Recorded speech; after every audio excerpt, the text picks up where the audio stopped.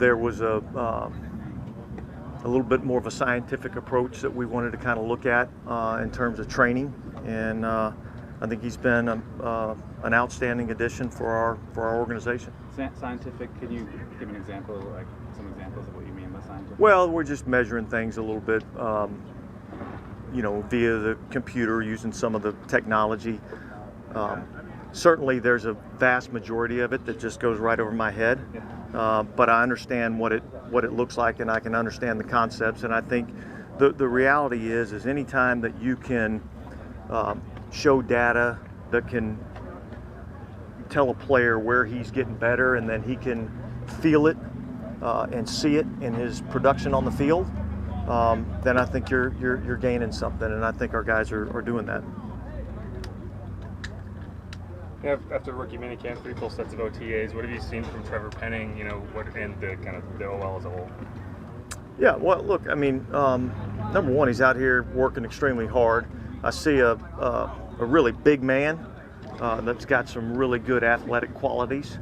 I see a rookie, like I do with all these rookies. There's a lot of things that they have to improve on. From a mental standpoint, from a fundamental or technique standpoint. But look, he's out here every day grinding away, and I see a little bit of improvement every day. Dennis, do you expect everyone to be out? Have you excused anyone from minicamp next week, or do you expect everyone? No, I would expect to see everybody next week. With can you kind of sense when a second-year player, I know you just mentioned the rookies, when a second-year player is primed to make a significant jump in role or performance, are there certain signs that you're looking for? Like, for example, like Paulson Adebo, he had a really strong rookie year, and maybe you don't expect as much of a jump for him, but are there other guys that maybe, those guys? Well, look, it's an interesting thing, all right, because I don't really look for big jumps. And really, when you look at it, I don't think there's ever really any of these big jumps that occur. It's just that guys keep getting just a little bit better every day. And by the end of a month, if they've gotten that much better every day, well, all of a sudden now it's there. And that's kind of the way that works. I know we live in a microwave society and we want to see instant results in everything that we do, but that's just not the reality of the world we live in, So the signs I'm looking for are just small incremental improvements, every day. I was thinking about guys like Jimmy Graham, where their production was so much higher in 2011 and 2010, but you saw at the end of 2010, that he was getting it. Well, number one, the first day Jimmy Graham got out here, you knew that this guy had a chance to be a really good player. I mean, his size and athleticism and the things that he could do. And then, look, he just kept getting a little bit better and a little bit better and a little bit better. And then before you know it, you kind of look up and you're like, damn, this guy's a pretty good player, And so that's how that happens. It's not like you wake up one day and you're like, oh, wow, all of a sudden he's good. No, he's been working to that. Dennis, when you look at the base defense, obviously, you look at 3-4-4-3, and a lot of concepts are 2 linebackers.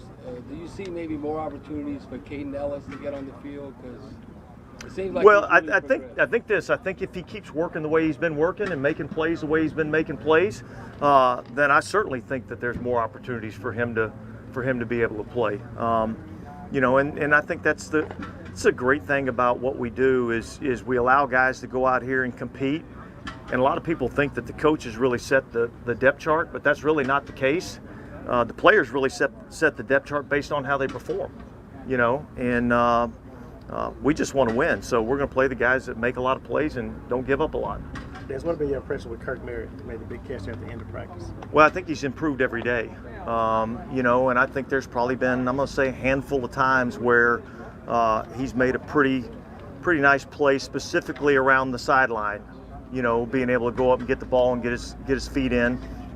So there's another guy that, he's just been out here every day working, and every day you see him getting just a little bit better. Are you good with where Mike Thomas is right now? How would you describe that? Yeah, I'm good with Mike Thomas is. I would much rather him be 100% healthy and out here and all those kinds of things, but that's not where we're at right now.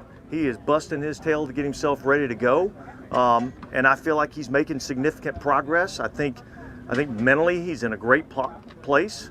And you know, again, we're just going to let that process play out and get him healthy. And look, we have a long time to go before we play a game.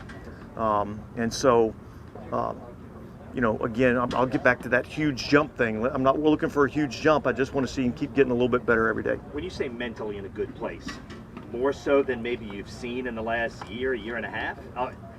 Well, look, that'd be unfair for me to really characterize, because I don't know that I had that type of relationship with him prior to this.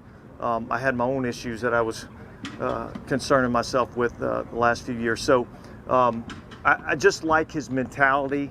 I like the way he's attacking his rehab. I like the way that his mind is in terms of, you know, coming back and performing at a high level. Is 2019, is that possible again for him? Well, you're asking a hypothetical. You know what I mean? Like, I certainly hope so.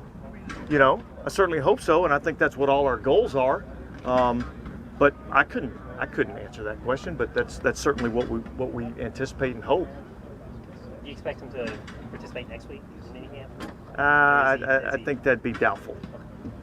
Well, how big of a jump was it just to see him straight line running like that, his Instagram post, so just getting him a little bit of speed? Well, look, there's been a lot of things that you know haven't been posted on social media where he's getting, you know, making some improvements. So that probably wasn't the first time I've seen that. Additionally, the way that you have this new big 3-8 wide out and with Mark and AK in the backfield, have you thought much about what this offense could look like in its totality? Yeah, I've thought a lot about it, you know, and there was a lot of thought that went into all the moves that we've made.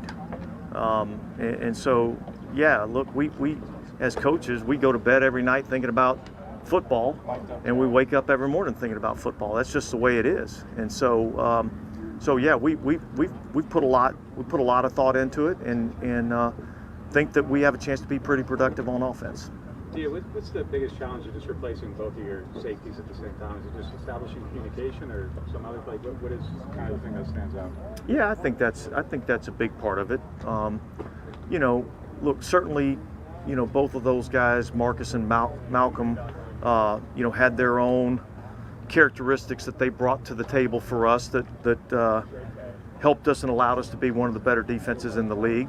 I think both Tyron and Marcus May bring their own qualities that I think can allow us to be, you know, again, one of the better defenses in our league. And so, but there's a time element that goes into that in terms of just getting yourself up to speed on the scheme, what we're doing, how we do things, how we meet, how we practice, how we lift. There's just a multitude of things that they got to get caught up to speed on, and they're both pros and they're doing a good job of it. Just on Marcus a little bit, there's a few people going through rehab that are out here kind of working. He is, you know, how have you seen his progress so far coming back from that Achilles?